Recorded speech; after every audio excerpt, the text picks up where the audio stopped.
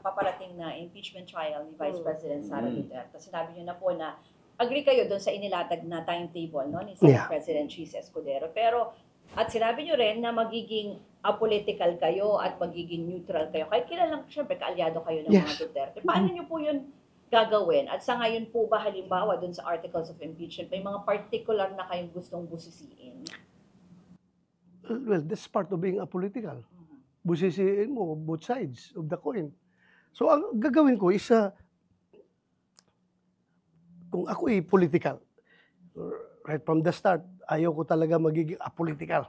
Bahala na, diehard ako. Kailangan dito na ako. Ito na ang stand ko. Well, I don't have to wait for the articles of impeachment to be filed.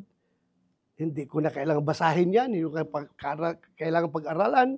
Hindi ko na kailangan pakinggan yung argumento ng defense at ng prosecution.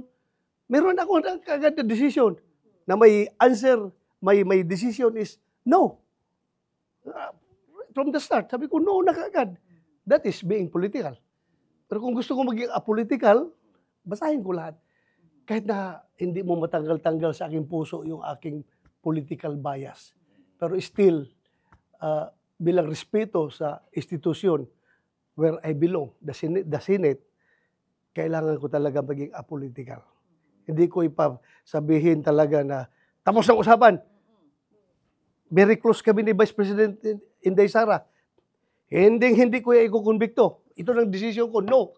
No kagad yung aking vote. Hindi ko pwedeng gawin yan because kakaya naman sa Senado.